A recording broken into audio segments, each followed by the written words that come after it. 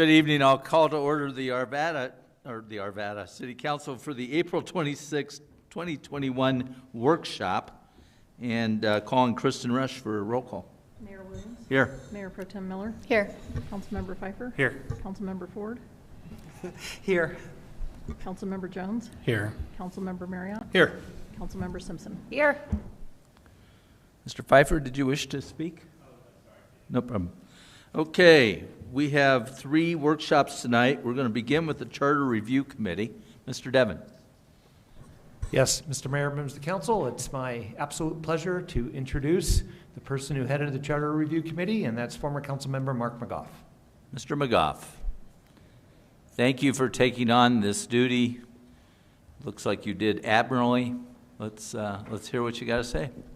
I think we had a really fine committee. So good evening, Mayor Williams and members of council. I'm pleased to be here to present the final report of the 2021 Arvada City Charter Committee. Several members, I'd hoped that several members would be here, but we have one member, Lisa Smith, who is here, who will assist me in responding to any questions that come up later. Before I start too, I'd like to really thank the staff. As we got going, I asked that we have one person to kind of give the general direction and to assign staff to this project. That was Lori Gillis, Deputy City Manager. And I thank you, Lori, for the contributions you made there. Kristen Rush, as City Clerk, also contributed significantly with reference materials and just being available for any kinds of questions as we went. And of course, Rachel Morris, as City Attorney, sat in on all of our meetings and provided great insight as well as legal perspective. And finally, Barb Morger, who did an outstanding job. You know, she was the one who handled all correspondence for the committee. Anything that happened went through her. She also prepared all the summaries of meetings. She prepared the agendas. She prepared all the documents. And finally, she put together the book that we have, the booklet of materials. I might mention something about the length of this report. It's about 93 pages. That's not because we wanted to lengthen it so much, but just simply so that we would have in one place all of the documents that related to this charter review. Since, as you know, we only look at it in a comprehensive manner every 10 years. So 10 years from now, I'm hoping that whoever is on the Charter Committee can pull out this document and they'll have everything that we had, all the work papers and everything, so they can just look back at and see what we have done. We've been a very engaged and productive committee throughout the 4 meetings, 2 in February, 2 in March. We had 20 people on the committee, 10 men and 10 women. Quite different from the 2 charter committees I served on before in 2001 and 2011, where there was a disproportionate number of men on the committee, very few women. We had really good attendance at all the meetings, basically 100% except for a few things like people needing to attend to some family issues. So we had very good attendance and very good participation. All the participation discussion was, very spirited and very informative. So I thank the committee, thanks to the council for your appointments to the committee. You did a great job in selecting people to serve. As you know, Arvada became a home rule city in 1963. Prior to that time, our city was governed by state law only. Since 1963, our charter has been amended and updated several times, always, of course, by a vote of our citizens. A very major update occurred in 1991. Many of our current charter provisions were approved by voters that year. Most significant to my mind was Section 13-13, which states, commencing in the year 2001 and every 10 years thereafter, the City Council shall appoint a Charter Review Committee for the purpose of performing a comprehensive review of this charter and for making recommendations to City Council for amendments, deletions, or other changes to the charter, and submitting the same in writing to the City Council. This provision is unique to our charter.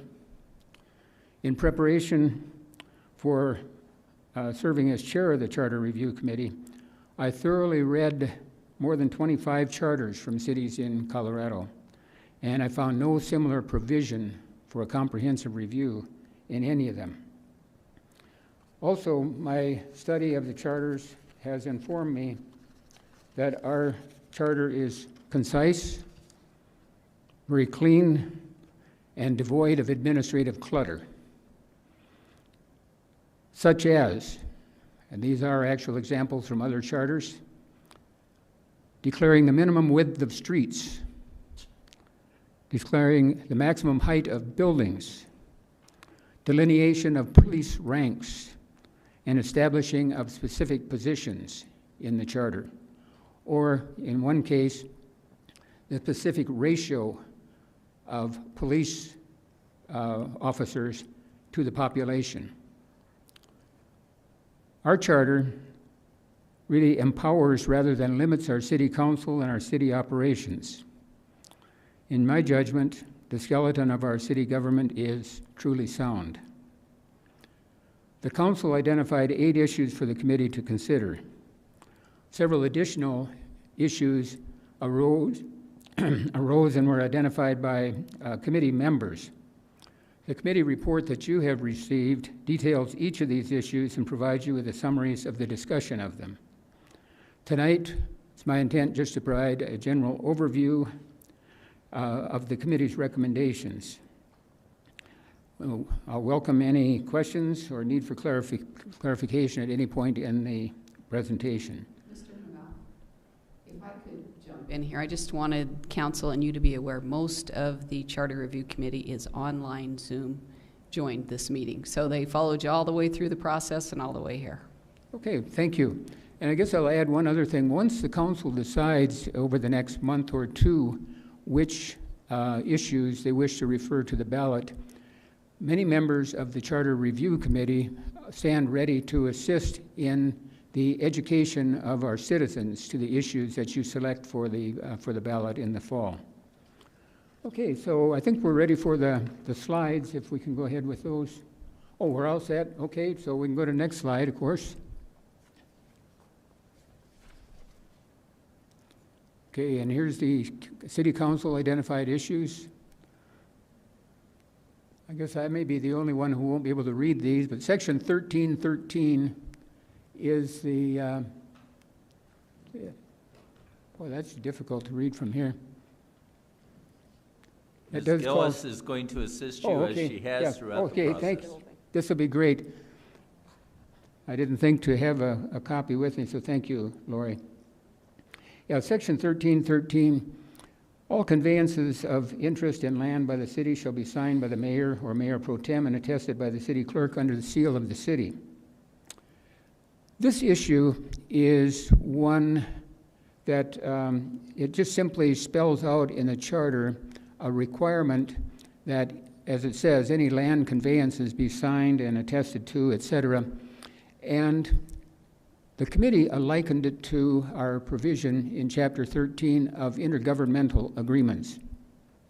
After the last charter review in 2011, the recommendation to the council, and it appeared then on the ballot, was to let that be defined by ordinance and procedure rather than being enshrined in the charter.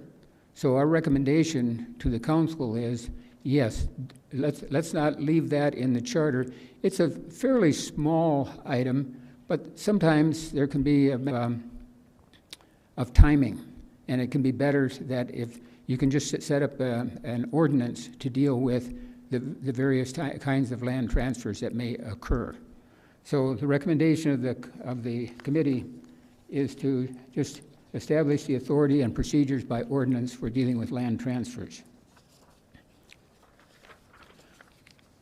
The second item that the council referred to us was that the terms of office for and mayor for and the council members elected any municipal election shall be commenced at the first regular meeting following the election. We looked at this a couple of different times in our committee sessions. At the first meeting, or the first time we talked about this, we said, okay, here's the problem. What if there's a contested election? What if there's a need for a recount? If for some reason the election is not settled, right now our practice has been election on a Tuesday, take office the next Monday. And it could be too soon. So the first time the committee looked at this, we said, how about just making it at the second meeting instead of the first meeting? When we came back to this in our third or fourth meeting, we took a look at this more closely and really recommend creating charter language to address the beginning of a council term in the event of an inconclusive vote or a need for a recount of the vote. And that could be, for example, the City of Boulder has a specific provision that says if there's a contested election or an inconclusive vote, that what they'll do is wait for the swearing in of that person until that vote is settled, and then they will have a swearing in like on the following day on that. So they won't wait for the next council meeting. They'll just do it the following day. So we're not suggesting any particular language to the council, but rather just to say, make some provision in the charter for a contested election or an inconclusive vote. As you recall, we've never had that problem, but some cities around have had that problem, and this would be a good preemptive strike, we feel, to just get some language in there to say, what shall we do? And that will, of course, fall to the city attorney to come up with the right language for you. I frankly like that choice of addressing if there is, a contested or an inconclusive vote better than having the new council sworn in at the second regular meeting, because I'm a little worried about what the outgoing council might do in that week in between. Well, and there's also the issue of an inconclusive vote if a recount has to happen, or if, God forbid, it becomes a court proceeding or something like that. Another week probably doesn't solve it anyway. Right. One week doesn't help. So. And the other thing too that I'm sure you recognize is that some of that could be handled just administratively, is just by whatever would be on the agenda for the meeting following the election. That you would have a major land use issue on there just in case. So it could be handled administratively, not dealing with the charter at all. But it's important to, on the other points here, to say we did have some discussion about should we require the winner of a council election to have a majority of the vote? And of course that would entail runoff elections in case we didn't have a majority of the vote. And the consensus of the committee at the end was to say, no, don't amend the charter to require a majority vote. We're doing okay. I didn't bring the figures with me, but taking a look at the last elections over the past 30 years, almost 75% of them have been settled by majority vote. We've been represented well by even those elections where there has not been a majority vote. So the recommendation of the council, do not change that.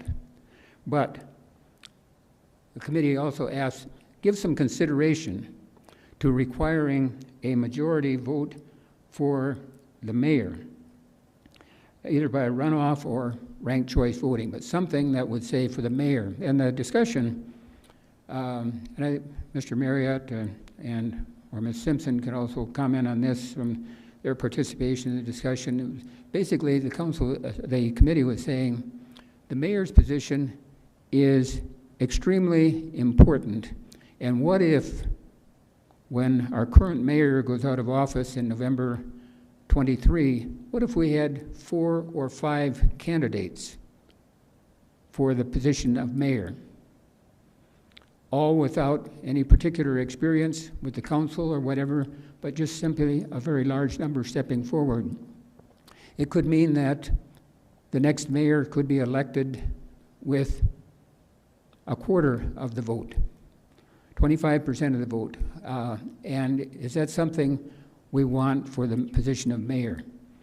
So again, the committee did not come to a recommendation of that. That was not a question posed to us, but when it came up in the discussion, saying, consider that, and consider the mayor's position different from those, from the council positions when it comes to election. Okay. Some discussion on that? Yes, so my recollection was that the majority of the group did feel that the mayor's position was too important, particularly with an open mayor seat coming up in 2023. So it was fairly closely divided on whether we wanted ranked choice voting or a runoff. Perhaps Ms. Smith remembers, since she, okay, Lisa, come on up then. If that's okay, just called her up. If she still has the poll numbers, because I remember it was fairly closely divided with runoff winning by a few votes. Do we have those numbers? Yes, but there was not a strong recommendation that the initial question be considered. There was just consider that, and then if that were considered, then it was fairly even as to whether it would be by a runoff or by ranked choice. But again, when we got into our discussion of ranked choice voting, we recognize that there's some effort in the state legislature to come up with some ranked choice voting, some legislation related to that. And so we did not pursue that to go down that path further. So basically the concept that was approved, seemed to be endorsed by the committee, is give that some consideration as you look at issues to go before the ballot. We don't have specific language for you, but just give that some thought. Okay. Mr. Pfeiffer, did you want to chime in? You did, and then you took it off. Well, But the reason why is that's like, well, what makes the mayor so important? yeah, Sorry. exactly. But I was going to say the same thing. well, Thank you very because I much. mean, if you want to go into the tactical perspective, he MCs the meeting. He has no more votes than us, Right. and he's our voice when talking to the public or the media. But beyond that, there is no other. He doesn't have a flying helicopter that brings him here. He doesn't have a mansion. He doesn't have anything else. So I get that there is maybe an anecdotal or a subjective view that the mayor may influence maybe some direction of the city in some way or another, but technically he doesn't. And so I'm trying to understand, why should the mayor be special in an election when there's no more empowerment? This is not a strong mayor city. So I'm trying to follow the rationale behind that. And maybe Lauren or John or somebody else can weigh in, or Lisa. John wants to chime in, and boy, Mr. Pfeiffer, my thoughts are very similar on that. So my recollection of the discussions within the committee, it started with a discussion about should council members have to be elected by a majority, which would mean if there were 4 candidates, nobody would get a majority, and so you'd need to either conduct runoffs or instant runoffs. Sometimes they call it ranked choice voting, or some other method. And the committee was split on that. It wasn't like everybody said no, we don't care, or yes, we do. It was split nearly 50-50 or close, somewhere in there. When it was talked about the same terms for mayor, it was split again narrowly, but maybe slightly narrowly the other way. So there wasn't a strong recommendation necessarily that a mayor should gain a majority of the votes. We also the committee talked about different strategies for runoffs and the pluses and minuses for those. And of course the minuses are, it takes a while, and it's expensive. That's an election that the city clerk would have to conduct themselves or hire an outside firm to do for us. It wouldn't be part of a county thing. And so of course that's expensive, and it would take time. We would essentially be without a mayor or have a lame duck mayor for some period of time. And so in considering all those things, I would say that the action by the committee was inconclusive. And basically the committee turned it back to the council to say, we don't feel strongly one way or another on any of these items, so it's something for you on the council to consider. Yeah. Was really my And then- recollection. Lauren, you might think differently, but No, I remember pretty much along the same lines. And one of the ideas, I believe it was Brett Vernon who came up with it. But I thought this was an interesting idea, was maybe setting a threshold below 50%, like 40% or 45% or something. There were some members of the committee who felt very strongly that we should have, you know, a certain, at least if not a majority, at least near majority threshold in for the mayor's position, even though technically the mayor has the same vote the other 7 do. There's a sort of not just ceremonial but prestigious role for outside the city, speaking on behalf of the city, etc. And so do we want a mayor that wins with 25% of the vote and maybe 75% of the people don't have confidence in? That was the argument some made. So then that was one of the compromise ideas, was do we maybe set a threshold that's like 40% or something that still gets us close enough to that majority threshold to where you don't necessarily run a runoff election just because you had 3 candidates in a race or something like that, if there was a clear winner. Yeah, that was part of the discussion, but again, of course, that didn't come to you in the recommendation. The recommendation is just simply give that some consideration, because at least, and it was only something like 9 out of the 16 members who voted on that who said we ought to have a majority vote for mayor. So there's no predominant vote there, no predominant feeling that ought to be, but just to say, give that some consideration, that there may be some difference in what the threshold we wish to have for mayor, different from what we have for a council member. So, Yeah, I personally don't like the concept of runoff elections because of the cost, not only to the city, but to the candidates. And typically, at least I think what I've seen in the past is that you don't get as much participation in a runoff election. That's true. So I lean toward, it's not going to affect me. I am done. And so and of course I'm old-fashioned. I like the way things are now. I'm not a big fan of the, what's it called, the extra voting, the Ranked choice. Ranked choice. I think it's fraught with the possibility, and I think it hurts incumbents more than it hurts others, because I see the potential for gaining up against a particular candidate with ranked choice voting. yeah. So, Mark, I have similar observations. In my observing local political races all around the region, I haven't ever seen a runoff change an outcome. That whether it's in the city of Denver or the city of Wheat Ridge, different places where I've observed several runoffs or a number of runoffs, whoever got the most votes in the general election won the runoff as well. Georgia recently had a flip where Kelly Loeffler came out of the primary, but Warnock won the runoff.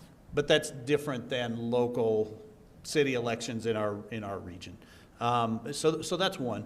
Number two, I worry about runoffs because the cost, but also the disadvantage to some candidates. Some candidates who have the ability to more fully fund campaigns to certainly gain an advantage in a runoff election over somebody who may have used all their assets in getting to the general election. And so I think I've got that worry. I also, the cost to the city, I think, is an issue. The time is an issue. And then when you get to the instant runoff mechanisms, I agree with that. I also, as we found out, that the county doesn't do instant runoff or ranked choice voting in the coordinated elections. That changes the whole ballgame, because if you've got that as a component of your election, you basically have to run that election yourself or hire a private company to do that. And so again, that's a bunch of costs to the city when you're not able to be on the coordinated ballot, and also confusing. I remember an issue a few years ago, where the fire department had an issue at the same time there was a coordinated ballot, and people were tremendously confused about how to vote on where their votes came from. And so it just seems like there are solutions for problems we currently don't have and haven't had, and they all have some really big pitfalls. So I lean very hard away from them as well, and feel like the way we have it has worked really good for a really long time, and I would continue with what we're doing.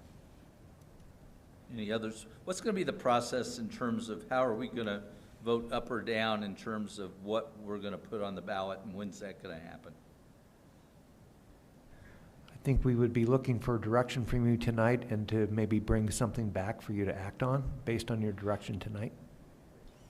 If I could just mention what occurred 10 years ago after the Charter Review Committee report was delivered. The council took it under consideration, and I don't think it was till August, but the council then decided which issues were going to be on the ballot. You referred to the committee 8 issues. You may decide, for example, to refer 2, 3, 4 to the ballot. Whatever might be enough of a plate full for the voters, and ones that can be easily explained. And so that will be done in the sequence of things to be probably by August, so that there's plenty of time for public education about those issues, et cetera. So about 90 days ahead of time. And so what our committee would hope is that you'll just take these under advisement, talk to the city attorney and say, these are the issues we want on the ballot. Then the city attorney's office and other staff will come up with the wording and propose those to you. So that's the usual procedure. Yeah, Mr. Devon, I'm a little uncomfortable with thinking that we've got to give you specific direction tonight, so. Oh, Me too. yeah, I would not think so, and that wouldn't be consistent with the history of the last 2 Okay. that have happened. It's just simply. Mr. Devon, I know that you always want to push us to making quick decisions and moving things along quickly, but this is one where we want to take a little bit of time. Thank you, Ms. Miller, for that editorial comment. Next. Okay. The next one is, to my mind, a very small one, an issue brought up by, I think, a single person in the last election, and that's because of the particular wording of the charter. The charter says that for a recall signature requirement, it's got to be at least 25% of the registered voters voting, or the registered electors voting for all the candidates in the last election. Well, think about those words. No registered electors vote for all the candidates. You only vote for one.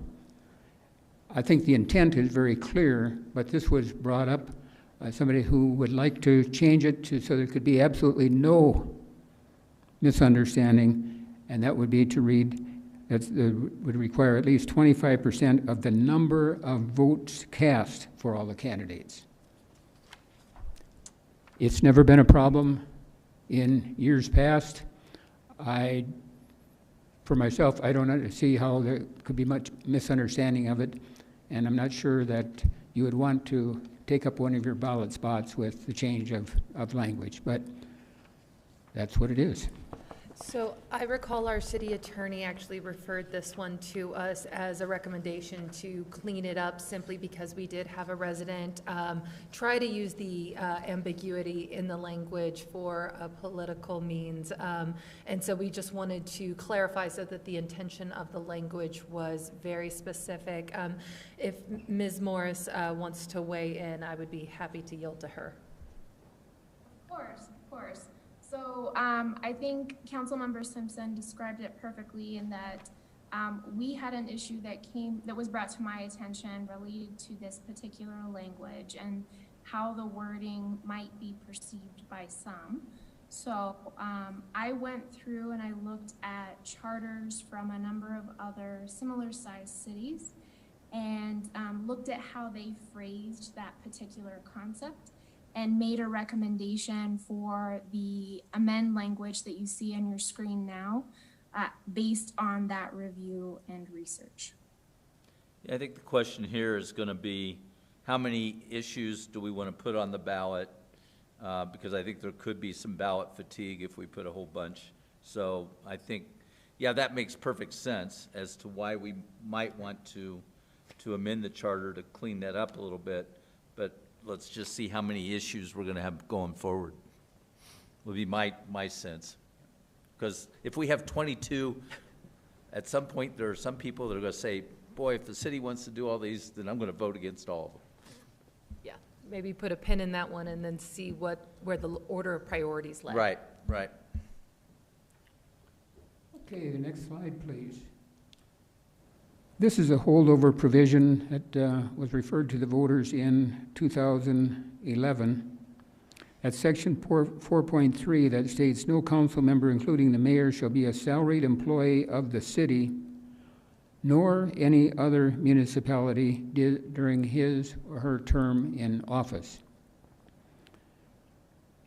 The recommendation of the committee is to delete the highlighted language, which is, nor any other municipality.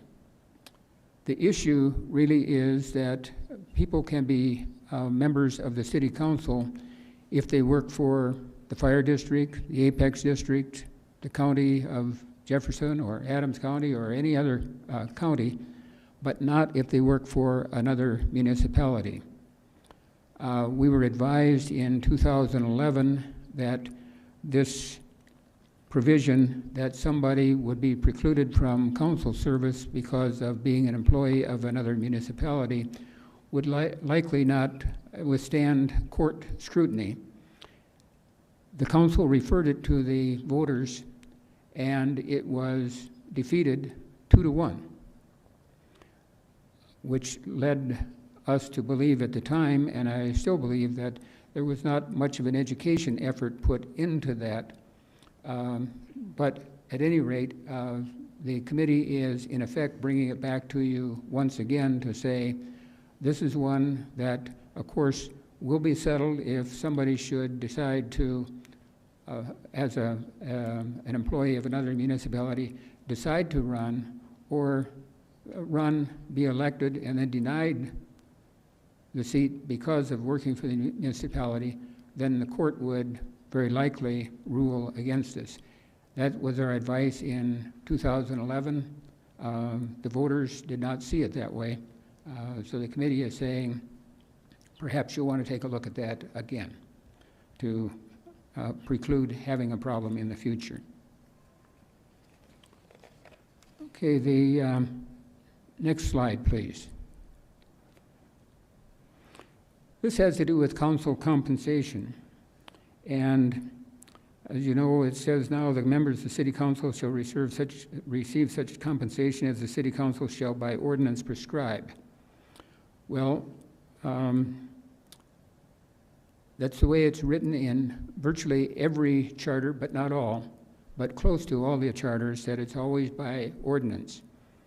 However, there's some feeling that we might have something specified in the charter to just simply say that effective at some future date, and the date we kind of settled on was after the election of 2023, that there would be a specified compensation and then permitting adjustments thereafter in accordance with the consumer price index.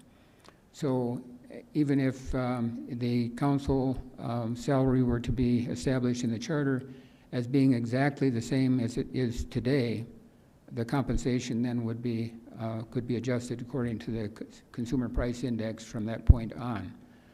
But this charter provision would invite the council, or invite the public really, to approve charter language to say, here's the compensation, and then it can be adjusted by the CPI thereafter.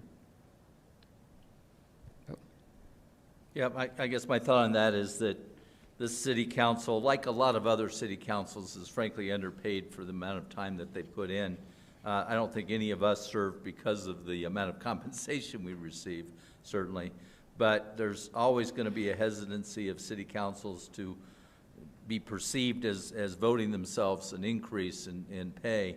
And I think that there should be some mechanism to make it a little bit more equitable, and frankly, to some extent, to attract people who, you know, would be willing to serve if the compensation were somewhat higher. I mean, it's been how many years since we've increased? I think it's been since 2000, it was either 2005 or 2007. Okay, so it's been a long time. That the compensation has remained the same. Yeah, Ms. Ford? With the CPI, does the adjustment, can the adjustment go down as well, though? Yes, it can. That would be my only hesitancy with the CPI. I like the concept of a unbiased mechanism. But I don't think it would bode well for counselors who were in the position and then they see their salary go down. You know, I just, that's the only problem I have with it. I think although it could go down, I think the history suggests that it never has. I don't think we had negative CPI for a long time, and even when there has been adjustments in CPI, it's usually 2-3%. So I suspect that if it should go down, it would be in that range too. So, but that's certainly a consideration. One thought I have on this, particularly since the recommendation is that it not even be until after the 2023 election. In terms of ballot fatigue, we can hold this one for another year until, instead of the 2021 ballot, we could even look at the 2022 ballot when we're going to have a higher city turnout anyways. So. Yep. Yeah, because we're not limited to doing charter amendments to any particular No, year. we're not. The charter amendments can come at any time. The only difference is this is a comprehensive review, but Right. otherwise charter Sure. amendments can come with any municipal election. Okay, But in an off year, don't we pay still? Do we still pay for an off year? We pay on a percentage basis on how many jurisdictions are participating. So that it would be a cost if we were to defer this, and it would be a lot more than this year probably, because more than likely the other cities and jurisdictions aren't participating in that election. So that would be something we'd have to consider. I'm not sure I understood that, but I think, don't all municipalities have their election, all the major municipalities have their elections in November of the This year. odd numbered years? Yeah, she's saying to push this to next year on an even number year. No. Is that what you said? What I said is it could be possible if we Yeah. were worried about ballot Oh, fatigue. I see. That is I an thought you were option talking about we could moving it look at. to 2023, because that would still be possible, I suppose. Yeah. Just, Yeah. yeah, just, I mean, I don't know, this is one that's been around a long time. I mean, for everyone, I mean, we make, what, 12,000 a year before taxes, so it's not like 2%'s what, $20 more maybe a year? I don't know, something Yeah. super cheap, but, you know, maybe the only thing about the negative, I do agree with the negative, maybe some way we can put language that says that restricts a negative reduction off the council pay. But Okay. But the underlying, or the concept is just basically removing the salary or the compensation from ordinance and putting it into charter, however that might come out. You know, it would not have to be CPI, it could be adjusted in some other way, but, you know, it would just simply change it from charter, or change it from ordinance to establishing it by charter. So. Ms. Miller? Thank you, sir. I agree with everything that the mayor said on why, you know, this should be changed. But I did some research here, and CPI over the last 10 years rose average of 1.7%. But I'm wondering if we could put in a specific percentage like 2. You know, so then it's a little bit in line with that, but it's a 2%. It always goes up 2%. 2% is this much. City council's just, it's uncomfortable to put an ordinance in place to raise your own salary. It's weird. But I like the idea of effective November 23rd and putting in a percentage like 2 or 3 or something like that. And in 10 years, they can look at it again. Okay. The next slide, please. That's the council vacancies. As we know, some of us went through this in 2015, was it? 13? Yeah, someplace there where council vacancy. Our charter calls for that vacancy to be filled by the remainder of the council within 30 days. The committee is recommending that we increase that from 30 to 45 days. Would just take a little bit of the urgency and the difficulty away from getting it filled in such a short time. It is a bit of a whirlwind right now with the 30-day. So, but the committee felt 45 days should certainly be enough. So just a question on that, not being part of that process before, 45 days still feels pretty tight. is there a way to, no more than 60 days, or, again, because you want to do the process right. And again, I don't know how it worked, but I know it was complicated. So is 60 days too much? Well, I'll give you my perspective on it. 60 days, no problem with whether it be 60 days or not. As you notice, the charter language doesn't call for any kind of process or procedure. The City Council has had 2 vacancies in 2001 and again in 2013 or 15, whichever year that was. So 2 out of the last more than 20 years. There's no process or procedure prescribed or required by our charter or by law. It's possible that each of the council members could just simply bring a name forward, each bring a name forward, take a vote, and that would be the process. It could be done in a very, very short time. It could be done at the next meeting, for example.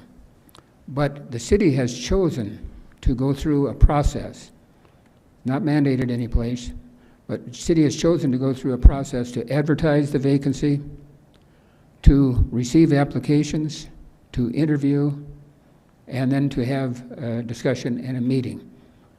So if, it could be done in almost no time. 30 days could be fine if there's no process or procedure. 60 days would allow more of a process or procedure. But I think in the last one that we went through, I think we might have been comfortable if we had an additional 2 weeks, additional 15 days. The one in 2001, there were 22 candidates or something like that, more than 20 candidates because of advertising it. And so it became really a difficult thing at the end of that for a decision to be made. So given the experience of, we had 2 current council members on the committee, at least 2 former council members, and the feeling there with the committee was 45 days might do it, but there certainly would be no problem with going 60. It's just, well, we want to move expeditiously because business before the council is pending, and so we want to make sure we don't have only 6 members for some period of time. Right. So. Yeah, Mr. Marion? Yeah, so David, just my recollections of the 2, one of them where there was a vacancy, it was in the lead up to a coming election, and I believe the council appointed a former mayor to that council seat who publicly said, I'm not going to run for that council seat. I'll just hold that spot, perform that spot until the election, and then there'll be somebody new elected. So that worked really good because of the timing of when the vacancy occurred. In the one I was involved with in 2013, the vacancy occurred a week after the election had just happened to one of the newly elected council members. And so it was going to be, 2 years before the next election for that council seat. So it was a different way of looking at the vacancy of trying to appoint somebody who was going to serve for 2 years. And at least. So it was, I think when and how the vacancy happens can mean there's very different. And I think, whether it's 45 days or 30 days, there's nothing about this charter provision that would require that the council take that long. So if it was a situation where a vacancy occurred in August or in July in the lead up to an election, the council could appoint somebody at the next meeting if they wanted, even if the time frame were extended. But as we found out in 2013, 30 days was not enough time to meet as a remaining council and decide what process are we going to try to follow, and then advertise for the vacancy, collect applications, review applications, select applicants to then interview, conduct interviews, and then conduct the selection.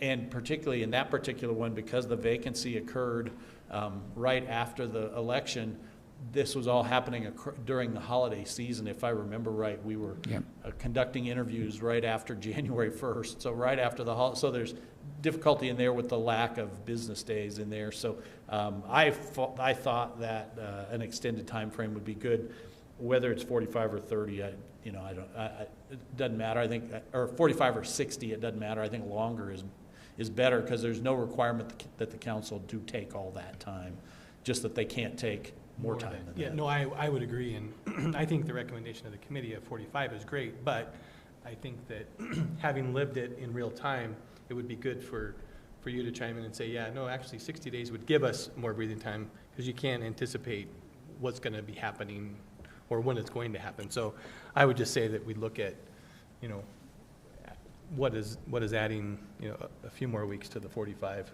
do. I think about when we hire one of our appointeds, we take at least 60 days in that process, and sometimes longer, to make sure that we've got the process right. So I think this is just as important. So good recommendation. Mr. Fiver? Yeah, I was going to say, one of the arguments against going longer is, what does it do to the business? You've just been going against me all night. I know. John's happy it's not him tonight. But it's the due process for folks, for developers, for public hearings, and not having a full council for the public as well as those applicants. Agreed. And I think that's part of the pressure to do it soon, so we don't delay city business. No, so it's kind of I agree, and there's a fine line, right? But you don't want to rush it and then wish that you'd done one extra step, whatever that extra step might be. Oh, trust, when we went through the holidays, I mean, we all pretty much had to give up the holidays just to meet the timeline. So therefore, and I get it. You'd have to get a whole bunch more money. So you need to, so it's just, you pay them more to spend more time. I'm just kidding. But that's, I guess, further discussion, right? I mean, yeah. Ms. Ford? I was just going to say that when I looked at the numbers 45 or 60, my question is, why would you extend it or not extend it, right? What would be the reason? But I like David's suggestion, because it reminds me of the ruling that we kind of came up with in terms of the judge when we had that year, we gave that year, but it's most likely not going to take that year, right? But it gives the person, or us in that case, or whoever's on city council at the time, that time that they may need, but they don't have to take it. So I like your suggestion, actually. Okay. Next one. Next slide, please. This is the residency requirement for the municipal judge, and with this, our charter language says each judge of the municipal court shall be a resident of the city of Arvada. And you've just gone through this with the judge, and the committee recommends just amend the charter to say that would allow 6 months after appointment to become a resident, and an additional 6 months at the discretion of city council. Now that language is in there for the city manager. City manager. And the city attorney? No, it's not there for the city attorney. So maybe we should consider both the city attorney and the judge at the same time? And we'll get there, because that did come up in the committee to say, so how might that affect the city attorney? But we're just saying, our recommendation is change the charter to say, 6 months to become a resident, so it would allow a larger field of applicants to be considered than might be the case otherwise. Mr. Jones? Just a question on that. So is the city of Arvada well enough defined for people to understand that while they may live in the 44 square miles, well, not really square, miles of the city boundaries, they may live in a pocket that happens to be in unincorporated Jefferson County? I would say, no, the charter is not definitive to address that issue. And it's a problem that goes deeper than this particular issue. But I just wonder, I mean, do we try to clarify that?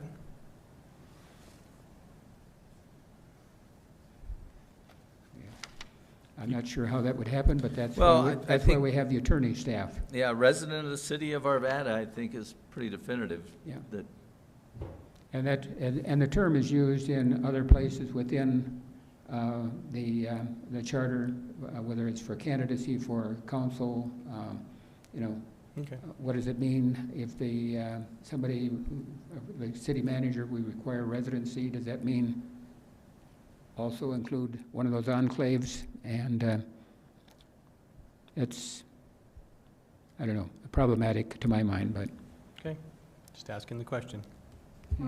We could draft up some language that you could review related to that. I also wanted to clarify in response to Mayor Williams' question. So there is currently no charter provision that requires the city attorney to live within the city limits. Now, as far as I'm aware, it's always been required by contract. So if we wanted to add that in, that would be another amendment, and we could add the 6 month after appointment to become a resident, if that's what you'd like to do. Yeah. Thanks. Thank you. Okay. Okay, our next slide, which is the initiative and referendum procedures. And basically, our discussion there has to do with how much time for initiative and referendum procedures. And there was a lot of discussion about this.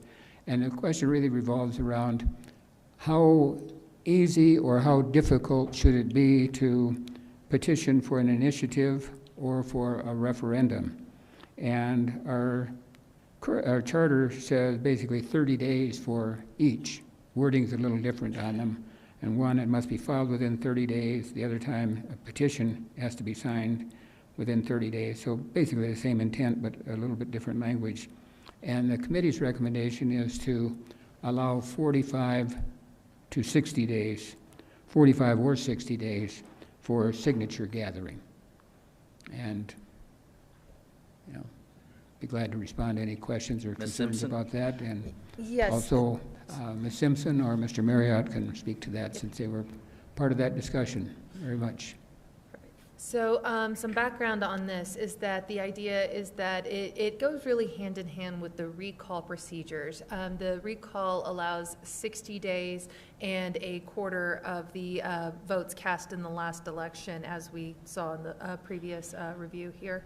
And so this one was to discuss whether or not the referendum should go to 45 or 60 because we were actually joined by someone who helped run the recall elections this past summer, and he even himself stated that a referendum would have been the preferable path, but it was deemed too hard, so they chose to try a recall instead of a referendum.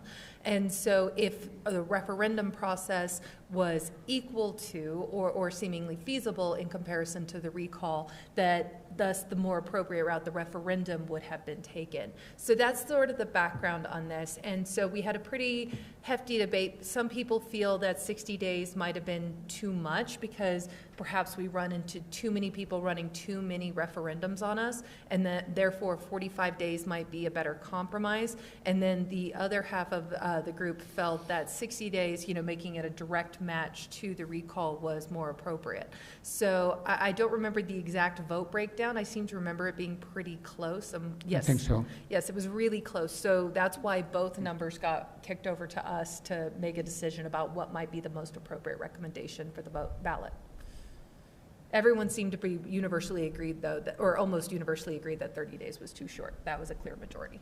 Yes, I think that was the bottom line, just saying 30 days was probably too short. Increase that either by 15 days or an additional 30 days. Yeah, someone who thinks that recall is not appropriate unless somebody's really committed malfeasance. You know, I don't like that people look at it and say, well, it's easier to try to force a recall than challenging the action that's really got people perturbed. So I favor it being the same myself. I agree too, Mayor. It'd be the same one for simplicity for the voters, but I think they should be the same. Yep. 60 days. I as well agree that they should be the same, 60 days. My only question then becomes, so for the recall, it's 25% of the votes cast. I believe for the referendum, it's 10% of all registered voters in the city. Do we want to change that to make those two match as well, or do we just leave it 10% of registered voters in the city for referendum versus 25% of ballots cast for recall?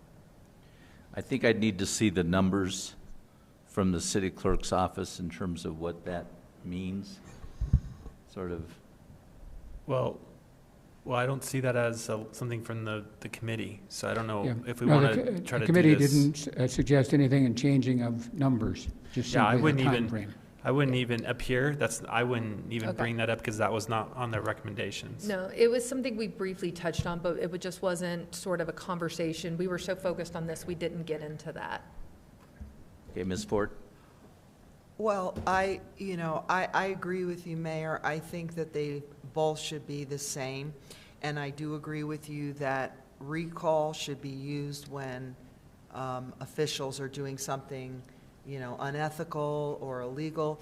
I do have a problem, and I did have a problem as one of the people being recalled, that you are being recalled for doing the job that you've been voted in to do, and that is to make the best decision and to listen to your constituents and make the best decision for the city. And when you are in a position and you make that decision and then, you're recalled, that is not great incentive for people to want to run for office. And I think that we have to be careful of that as well. Although I do think that citizens should have the right to, protest. The other thing that I would say, and again, this was not brought up by the committee, but I do think that we should leave it at 25%, because when you look at, like you and I were in districts where it was a very small number that they needed to get. And, I think that given elections where residents, not a lot do vote, which is something that hopefully we can increase always, is the number of people that do vote, because that truly makes the system work the way it's supposed to work. I think that they should be pretty close. I think they should be the same. So my only thought on, and apologies for going into it on the dais, but the 10% versus 25 is 25% is of all votes cast. As you, Nancy, noted, you were unopposed in your last election. So there was a very, very low threshold for your particular district. Mine was double yours because I was in a competitive election. And so I almost feel that the 25% of votes cast actually penalizes those that were perhaps unopposed in their last election simply because it was a really low turnout. Whereas 10% of all registered voters is going to be a hard and fast number that you just have to achieve regardless of who turned out in the last election. Well, like the mayor, I think I'd like to see the numbers. I'd like to see the numbers too. Yeah. Yeah, but I would have issue with it because registered voters in the district or in the state, in the city.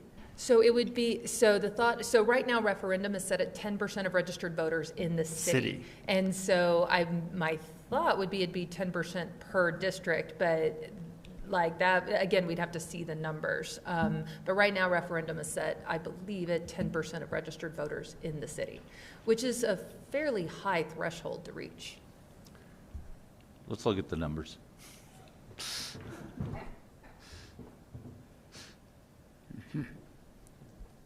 Kristen's making a note. We've given her some homework. I'm sorry, Then we'll do our Kristen. homework. Okay, next let's move on to Okay. the items that were not council. Yeah, okay, the Initiated. next slide, please. And these are the committee identified issues. The first is, and next slide, is city attorney. The charter states in part, any agreement for compensation of special counsel should be made only upon approval of city council and prior to service being rendered. This was brought up by committee members who thought that the current provision that says in effect, the city attorney has to get authorization ahead of time to hire special counsel, that might be a hindrance to doing business in an expeditious manner. However, the city attorney, Rachel Morris, informed the committee that the requirement for prior approval of special counsel has not been a hindrance to the work of her office, and the committee recommends no change to the charter regarding that. So it was an issue that we discussed, but there's a recommendation that nothing be done there. Okay, next slide. Oh, I'm sorry. Go ahead, Ms. No, Ford. that's okay. I just wanted to say one thing on that, for those who recommended that. don't we have a certain budget for each of the Yes. main people to spend without city council approval, so it would sort of be a moot point? Yes. Okay, that's what I thought, just was checking. Okay, the next is the expanding the non-interference clause.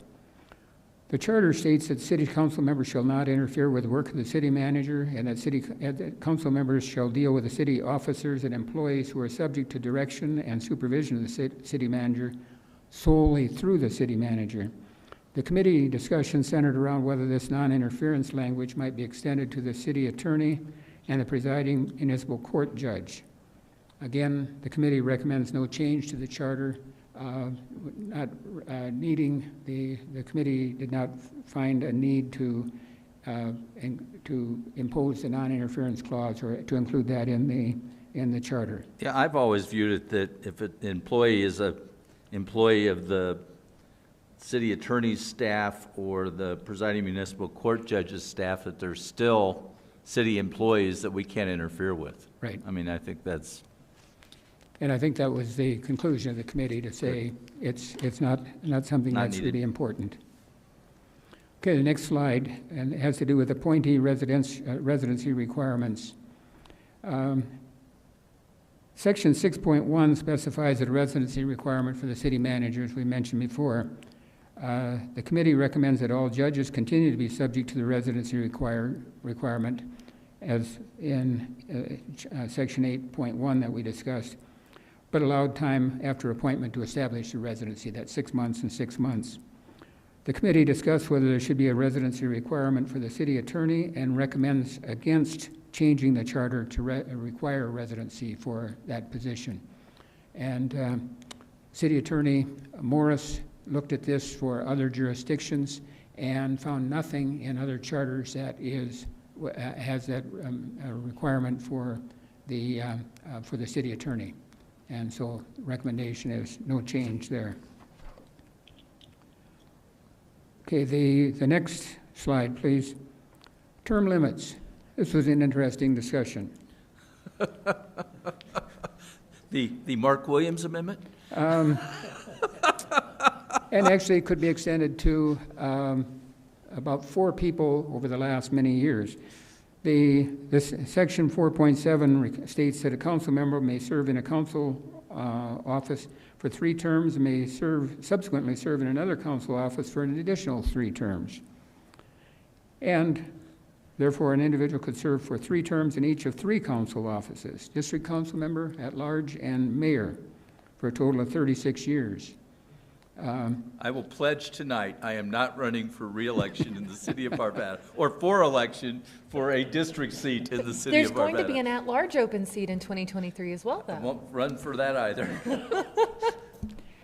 Well, it was introduced by one of our committee members that perhaps there should be a limitation. 16 years was suggested on how long a person would be allowed to serve on the council. And by the way, there is such a provision in a few other city charters that say total amount of time is X number of years.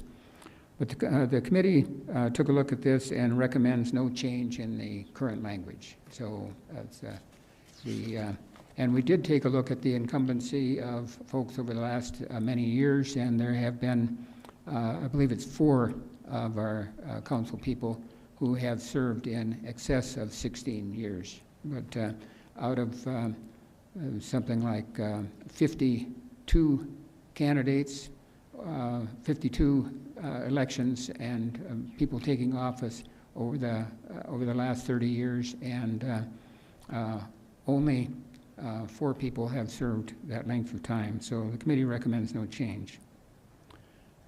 And next slide, please. The Office of Ombudsman. The committee considered a charter requirement to establish by ordinance an office to receive complaints concerning the operation of city government. The committee does not recommend charter language that would require the creation of this Office of Ombudsman. The city might consider, and the committee recommends the city examine the possibility of creating such a position through administrative action, but this is one of those that I think would be a real difficulty, at any rate, to create in the charter a specific position. It may be there much longer than people would ever want it to be there. So the committee is recommending not doing that. So basically, the committee, beyond its mission outlined by the council with 8 issues, chose to take a look at several other issues and, for the most part, discuss them, but makes no recommendation on them. So there you have the recommendations of the council, and I'd be glad to respond to any other questions and at your disposal. If I could step in here, we're pulling in the rest of the committee. They've been patiently waiting and have not been brought in. We're letting them into the room right now. That was a mistake on my part. That's a challenge of not having Barb Morker here. So my apologies to the committee, but we have several committee members waiting to get in. And they're being brought in right now. Oh, okay, good. Okay. So were they able to hear what was going on by? Yes. Okay, but they weren't able to participate. That's probably the best place to keep all those faces that I see. But anyway. But it may be appropriate, Mr. Mayor, is it the Katie amendment? I'm sorry. Yes, that's the Katie amendment. May be appropriate to see if any of the other committee members do want to say I'd love to something. hear if they have any input that they would. And first of all, I want to thank the entire committee, you in particular, Mr. McGough, for your spearheading this group. Your expertise and background was very, very important to us, and that's why we asked you to chair this, and you've done an admirable job. But certainly if any of the other committee members would like to pipe in and give any additional input. And again, thank each and every one of you for your time. Having served on one of these in the past, I know it's a time commitment, but it's also a great opportunity to learn more or to remember more about your prior service or involvement in the community. And it's an important task, and we thank you for your time on it. So with that, if any of you would like to address us. Preston, are you?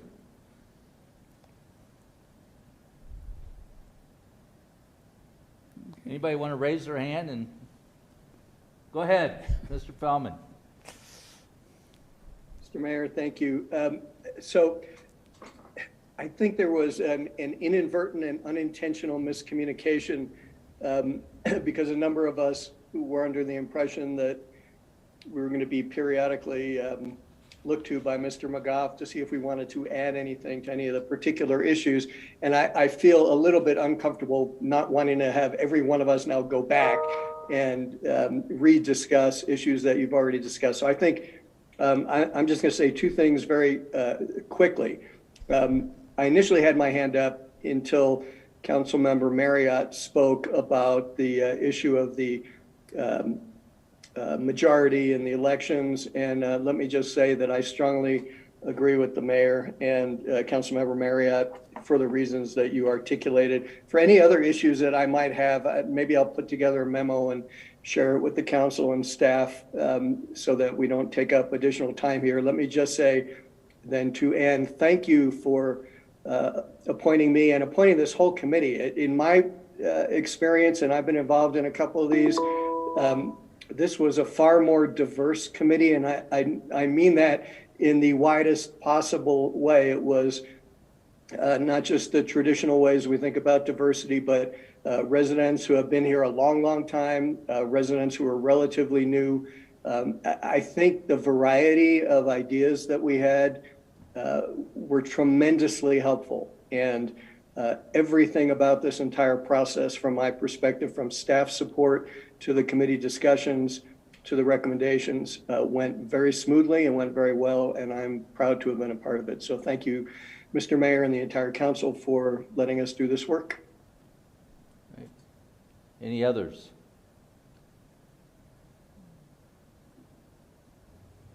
Not seeing any desire. Katie, you're going to stay silent? Absolutely not, Your Honor. Okay. I wanted to just acknowledge that it's very refreshing and wonderful to see the Arvada City Council inviting in the community, as Ken noted, in a very transparent and open way. All of our meetings were recorded. There were robust and diverse conversations, and I'm very enthused to see our city is willing to take a document that was created in, I believe, the 50s or the 60s. I don't even know when it was created, a long time ago, and recognize that it needs to be updated and needs to be looked at, and inviting the community into the process. And I see some of the members here today. It was nice to get to know my fellow Arvadans. I want to thank David Jones and the council for allowing me to serve you in this way. It was an honor and a pleasure. Sharon, did you have anything you wanted to add? Okay, Preston? I'll just say dittos. Thank you. Okay, that's the only faces I see, so I don't know if we've got other people who are off camera, but I had seen Brett Vernon on, and Brett was on at one point. He was on, and this is my sincere apologies for not looping you in sooner, and but I believe you're confident with what was presented. So my apologies to the committee. They were at every single meeting. Great. Okay, thank you all very much. Mr. Marriott, you got? Yeah, just before we wrap up, I just wanted to give a couple of thanks to the city staff for sure for doing just an absolutely stellar job with a large group and keeping focused on the task at hand and doing a great job of that. But mostly I want to thank the committee members, Mr. McGough, Ms. Smith, all of those of you on Zoom who we can see on the screen and those we can't. It was a real pleasure to get to serve with this group of people, particularly, talk about the all-stars of the city and people with just amazing perspectives. Everyone was free to speak up and did, and I learned a lot from all of you, and I just want to thank you for all your service, the time. There was a lot of time involved, a lot of studying involved, a lot of being involved, and thank you again for doing it, and I feel a real pleasure to have gotten to serve with you guys. Ms. Simpson? Yes, I just want to echo the sentiments of what's already been said by Mr. Marriott and the mayor. Thank you so much to everyone who served on this committee. It was 20 people, and it never became heated. We were always respectful. There was great dialogue. There was great sharing of ideas. And so I really thought it was wonderful. I was told going in, I was the vice chair, why do you want to do that? It's going to be really boring. I had so much fun. I can't even tell you guys. I thought it was a great time. And so I really, really appreciated the insights and getting to know some of the other people in this city who I maybe hadn't met before and hope to get to stay in touch with. So just thank you to all the members of the committee for giving up their evenings and doing this work. To Mr. McGough for his fearless leadership. This is his third one in a row. Maybe we'll get to see you for one more. and for guiding us through this process. It's always wonderful to learn from you, and to our city staff for their tireless work. The public doesn't know just how much of their free time that the city staff give back in meetings like this, where it's 7 to 9 p.m.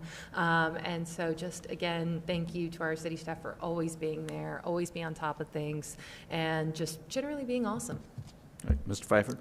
Yeah, I just, not to repeat much more than what my peers have done, but I want to key on something that Mr. Fellman said, which is diversity of the widest sense. And what I'm really proud about this committee and even my fellow council members is we really took the time to look at, when you say diversity of the broadest sense, you look at just how you view your community, what's your background, are you faith-based, business, residents, just up and down the spectrum. And so when something like this comes in front of council, when you have such a diverse committee reviewing it, it just puts more power behind the recommendations, because every layer of the spectrum and lens has been viewed, and makes me feel confident in what I can support behind this committee because of that view. And so I want to personally thank you all, thank my peers for selecting those community members, and for us to have the foresight to make it that diverse so that we have a good product that you all did. And again, thank you very much for all your time and energy, and it's probably one of the most important things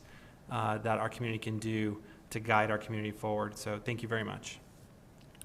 Very good. Thank you all, and we'll move on now to our second workshop item, which ironically is really part of a result of another citizen committee, our our Capital Improvement Committee that recommended both of these projects, and our citizens approved by a ballot measure to move forward with these projects. So, Mr. Devon, you're going to start it off? Well, I'm going to start off by introducing Director of Public Works Don Wick. As we wave goodbye to our committee members. Well, good evening, Mayor and members of Council.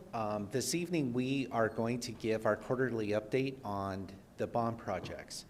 And one of the reasons I wanted to lead this off tonight, I know we're all been here for a long time, but I especially wanted to lead this off tonight to introduce to you Chris Lesberg, who was just appointed to our Assistant City Engineer position.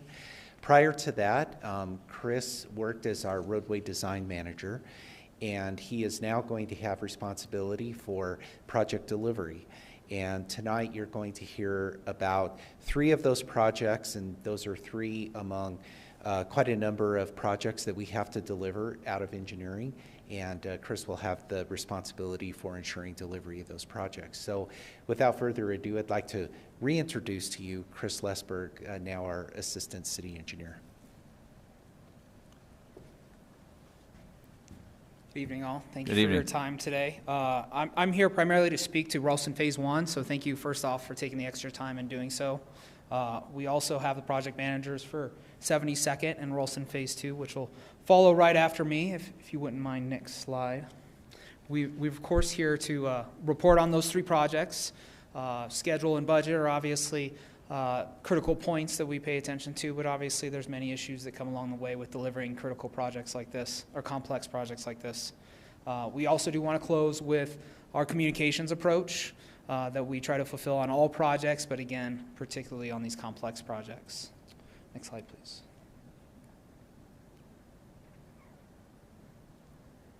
Thank you. Here you'll just see graphically, everyone here is really familiar with the physical locations of these projects. Phase 1 being the most eastern portion of the Ralston project, Phase 2 being from Yukon to Garrison, and lastly 72nd up north, and we will be presenting in just this order. Next slide. First, just the overall status. We are about 75% spent through our construction funds available for the project.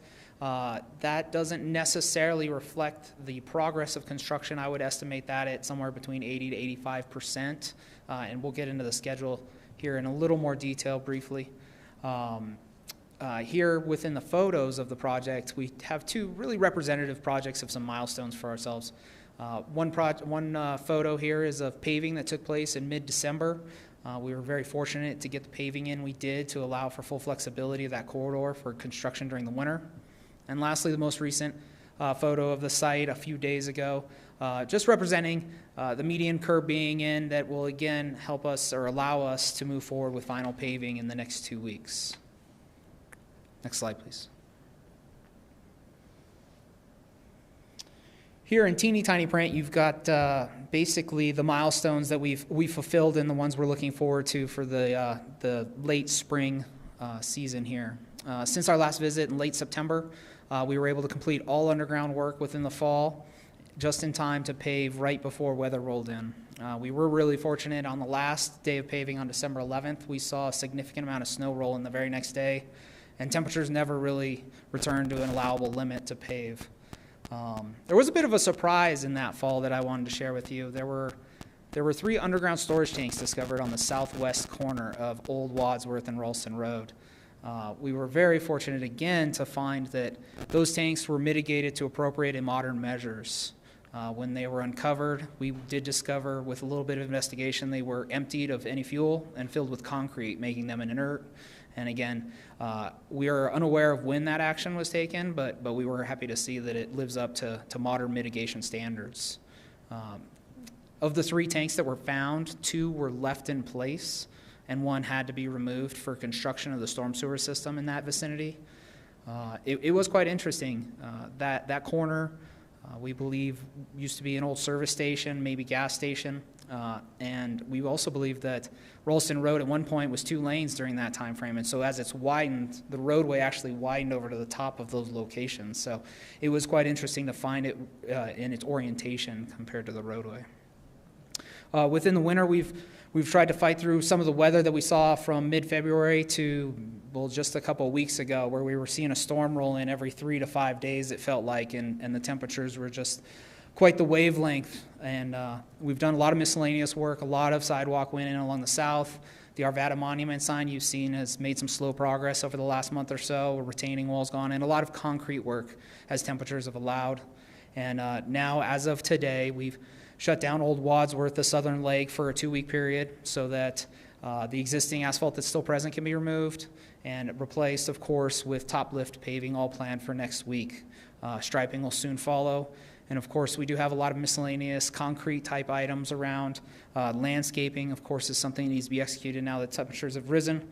And there's a lot of pavers to be placed there at the intersection of Old Wadsworth and Ralston to complete those intersections.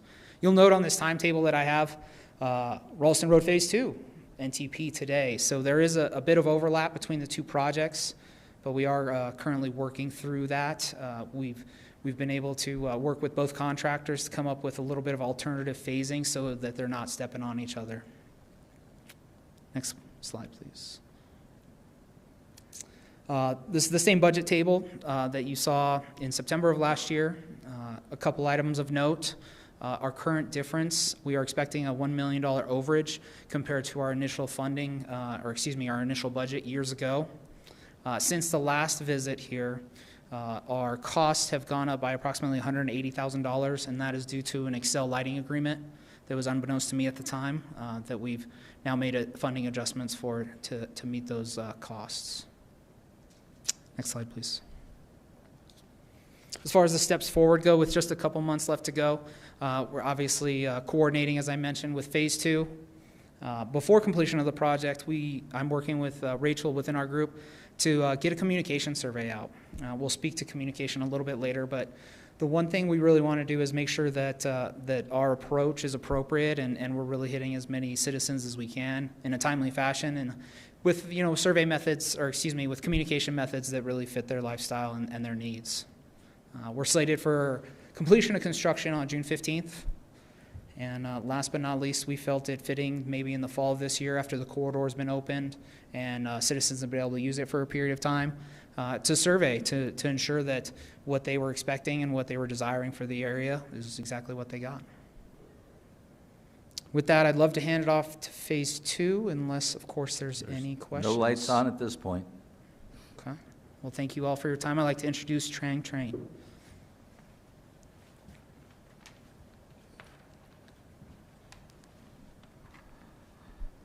Thanks, Chris. Good evening, Mayor and City Council members. Good to see you again. Yes, thank you. Next, please. So for Austin Phase 2, in regards to the status, I just want to make one correction. Our notice to proceed 1 is actually next Monday. There was a week of delay due to Hammond's trying to wrap up another project. So as of right now, the latest start date per the RFP that was advertised to the contractor at the end of 2020 was May 3rd, 2021. And so the construction will last for 24 months as our executed agreement that was approved by City Council on March 1st. And the contractor proposes to start the work in regards to the utilities, water, storm sewer, also the traffic signal, so that they will be in the city's right-of-way or in the permanent easement that the city acquired for the right-of-way acquisition. And then once all of the utilities are done, then they will begin to widen on the north side for approximately a year.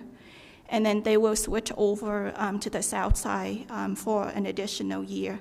So between notice to proceed 1, notice to proceed 2, and notice to proceed 3, there will be an overlap of work just due to the temporary construction easement that the city acquired for a period of 12 months only. And as you could see, with May 3rd being the start date, that will be done in 2 years, which will put us approximately 5 to 7 months ahead of the 5-year bond deadline set by the RS requirements. Next, please.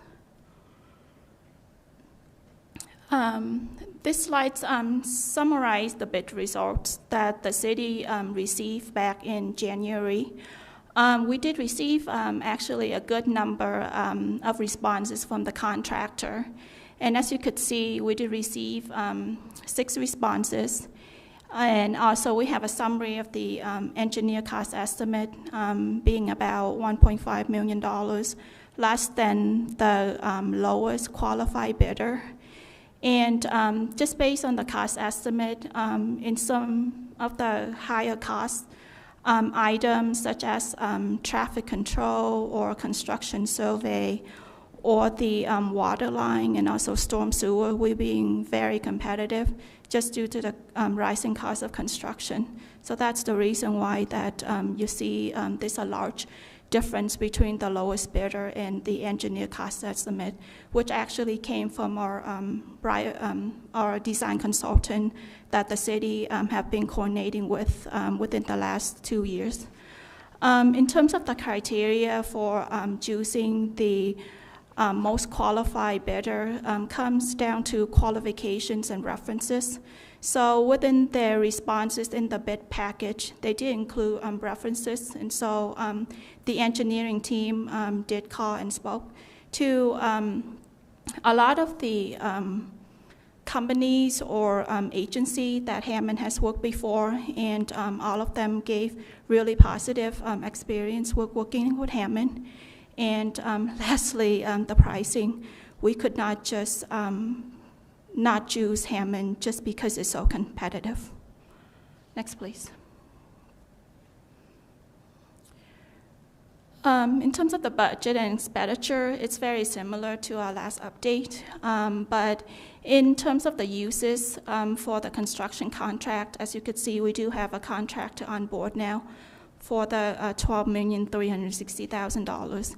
And then I did break into the street lights for the Excel agreement. There were a few lights that we did have to make up for the difference for the franchise agreement, just due to the fact that we do need more street lights to meet our current standards versus what is existing and what we're replacing. And also in terms of the material testing, we did not have that in the contract, just due to the fact that the team members want to have more flexibility and the control of the testers. Okay, I've got a couple questions. Mr. Marriott first, then Mr. Pfeiffer. Trang, I have a quick question for you on looking at this screen. When we look at the budget, it looks like, you know, you guys were pretty close on your estimates versus what the expenditure is actually going to be on things like right-of-way and construction, and all that seemed to be about right, but the design is a dramatic difference from what was forecast versus what the actuality is. Can you speak to why that happened or why that is? I am actually not sure when the city set the budget of $15.3 million. But for our contract, just for the right-of-way acquisition only, to negotiate with the landowner to research all of the title commitment, the subcontractors contract with our design consultant, FSU, it's almost $700,000 already. And that's just for right-of-way. And so that was part of the design fee, not part of the right-of-way. Correct. So when we have the right-of-way, about $4.1 million that was budgeted versus the expenditure, that is for the cost to acquire the land, and also to pay for the appraisal fee that the landowner has to retain the services of an appraisal just to find out how much the compensation would be. Okay. So I guess I'm just curious that, you know, we seemed to have a pretty good shot, you know, pretty good idea of what all these items should cost, except for the design part. And I'm not griping about how much the design actually cost, but how did we not know that that's what it was going to be is also. Anyway, more of a comment than a question, really. Sure, and also I do want to add in regards to the design. In the original project, we did not have the streetscape element adding to, I guess, the original contract and also the original budget that was set back in, I believe, 2017, 2018, prior to the ballot going out. So obviously with the support from Aura, with that additional $3.5 million, we were able to add into the project for the streetscape design and also construction. So unfortunately, that does add up. And also just to the fact that the industry was very, very busy. The design engineer, I believe, they have the flexibility in choosing which project they want to work on. So as you can imagine, the fees, it's a little bit higher in about 2 years, let's say, when we first budgeted for it and then when we went out for the RFP. And also SUE requirements as well.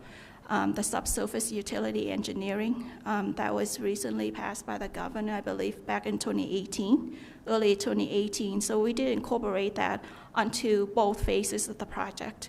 So there was just additional laws and guidelines that we would like to follow. So again, there's a lot of things that, as you can understand, adds up. Right, Mr. Pfeiffer?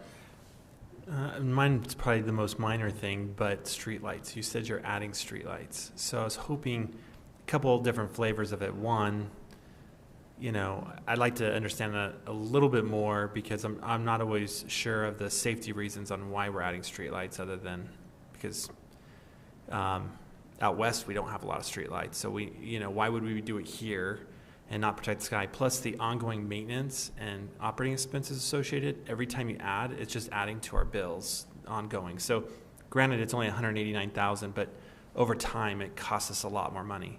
So I'd like to understand why we might want to add lights than what we already have today, if not remove some. So the $189,000 is actually the street lights and material testing, which we test on concrete, pavement, the subgrade. I believe that was around 100. So that was the majority of it? Yes, and that's correct. Good because you want to do that because you want to get good So product. the street lights, the difference was around $65,000 to meet current standards. So it's about 300 feet, and then you do 150 feet stagger, where if the utilities allow you to meet that consistency of 150 feet. So in some areas of Roston Road, we have, obviously wider spacing than that, and so that's why we have to buy 6 additional streetlights, and also for the installation as well. Okay, and then the ongoing expenses associated to them, I'm sure. Utilities, I think Mr. Wick and I have talked about it, but utilities get, when you have, how many streetlights do we have in the city? 40,000, I don't know, a lot. And we pay, $15 each one? Or whatever the dollar is, it's a lot of money. That's why I'm a little sensitive of adding to the bill if we don't need to. Sure. I'm not too aware of the safety reasons behind it, but. Right, I think it's more just meeting that 150 feet. Okay. Obviously, when a developer comes in, right, they need to meet that requirement. So obviously, for city project, we try our best to meet that same requirement too. All right, thank you. You're welcome. Okay, go ahead. Next, please.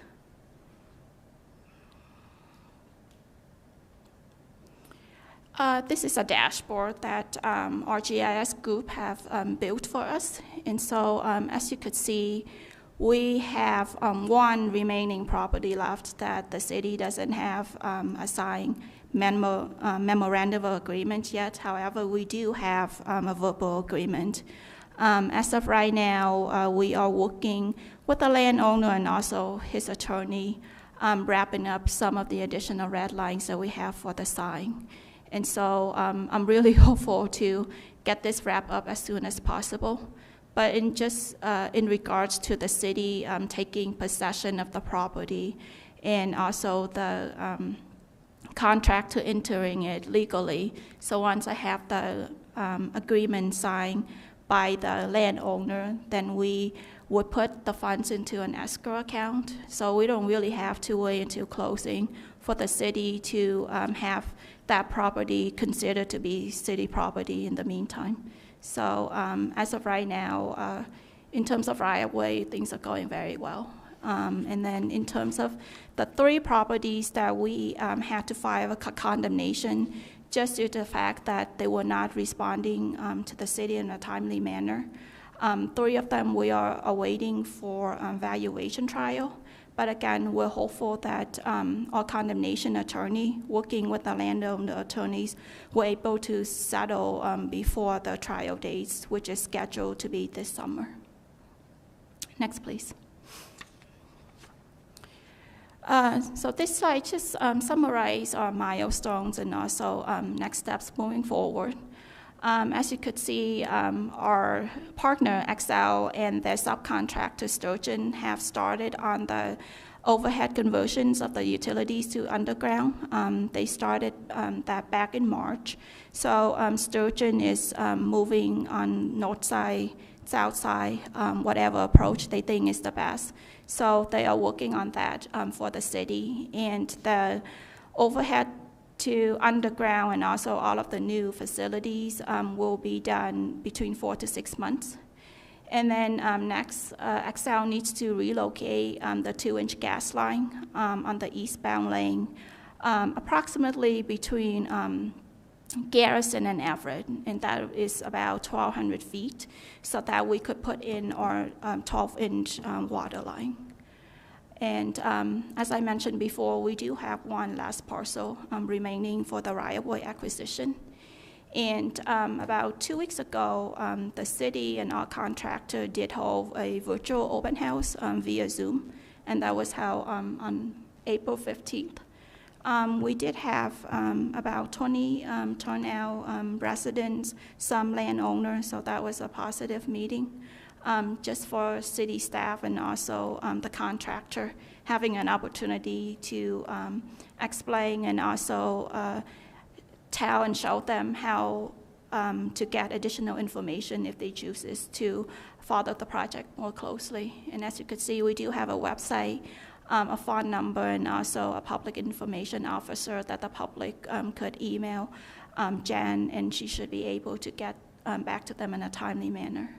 And as I mentioned earlier, a notice to proceed one will start next Monday.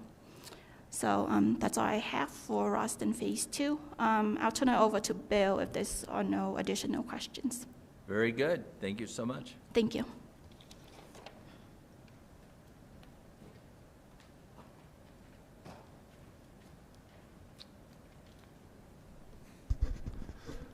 Good evening, Mr. Mayor, council members. Good evening. So to wrap up today with the last of the bond project, 72nd Avenue. Next slide, please. We're going to just touch base with these 6 categories here. And we'll primarily go into some of these briefly and some into more details, more specifically UPRR and some of the right-of-way challenges as well. So of those 6 topics, we'll spend a few minutes on several, and then we'll get more in depth with Union Pacific and our timeline and our schedule. Next slide, please. What you see before you here is primarily the overall budget, and honestly, I can't really read the fine print in the upper right, but I believe we're hovering around 10%, if memory recalls. And then you'll see on the bar graph before you, the triple bar graph, the intent of this was really to show when this is going to kick off, when their design is complete for each of these 3 packages, and then really how much we're overlapping. So this indicates that we'll have contractors and the street will be torn up for a good part of the next 3 years.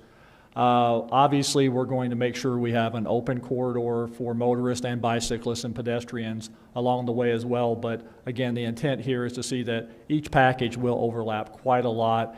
And with packages 2 and 3, we're really looking at about 23 months for each of those packages.